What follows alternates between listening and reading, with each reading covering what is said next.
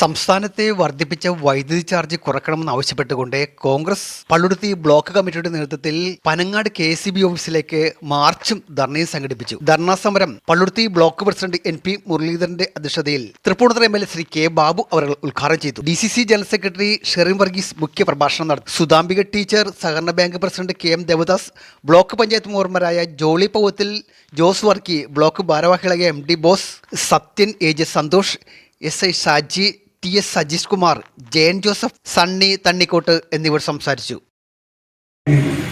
ആ കണ്ടിന്റെ പൈസ ആര് കൊടുക്കും? ആ പൈസ നമ്മൾ കൊടുക്കണം. ആ പൈസ നമ്മുടെ കയ്യിൽ നിന്ന് വസൂലാക്കും, ഗാർഹിക ഉപഭോക്താക്കളിൽ നിന്ന്. ഇപ്പം അടുത്ത ദിവസങ്ങളിൽ ഗവൺമെൻറ് ഒരു തീരുമാനമെടുത്തു. ആ തീരുമാനം കേരളത്തിലെ 18 പൊതുമേഖലാ സ്ഥാപനങ്ങൾക്ക്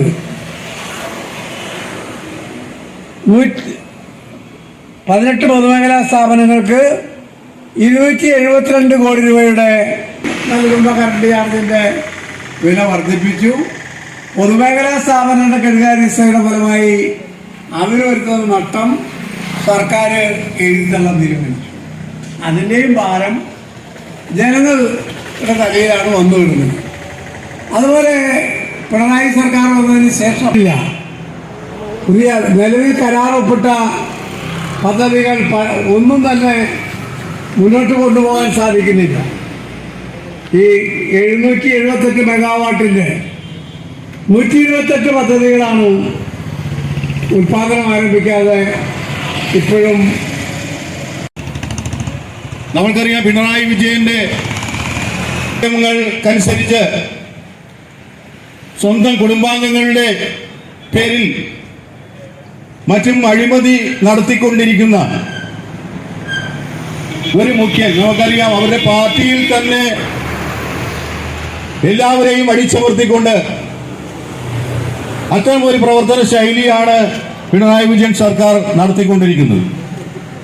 അതിനെതിരെ കറണ്ട് ചാർജ് വർധന നമുക്കറിയാം, അതിന്റെ താരിഫ് എങ്ങനെയാണ് എന്നുള്ളത്. രാത്രിയിൽ ഒന്ന്, പകൽ വേറൊരു തരത്തിൽ, അതുപോലെ തന്നെ കുറച്ചു നാൾ കഴിഞ്ഞ ശേഷം വീണ്ടും കൂട്ടുന്ന രീതിയിൽ, അത്തരം രീതിയിൽ ജനങ്ങളെ കൊള്ളയടിച്ചുകൊണ്ടിരിക്കുന്ന ഒരു നേതൃത്വത്തിൽ ഇത്തരം സമര പരിപാടികൾ നടത്തിക്കൊണ്ടിരിക്കുന്നത്. ഇത് സൂചന കണ്ട് ഇതിന് മാറ്റം വരുത്തിയില്ല എങ്കിൽ പ്രത്യക്ഷമായ സമര പരിപാടികൾ കോൺഗ്രസ് UDF ആവിഷ്കരിക്കും എന്ന് മാത്രം പറഞ്ഞുകൊണ്ട് ഈ യോഗത്തിലെത്തിയ എല്ലാവരെയും എടക്കൊച്ചി ബ്ലോക്ക് കോൺഗ്രസ് കമ്മിറ്റിയുടെ പേരിൽ അഭിവാദ്യം ചെയ്തുകൊണ്ട് ഞാൻ എന്റെ വാക്കുകൾ ചുരുക്കുന്നു. നിങ്ങൾക്ക് നമസ്കാരം.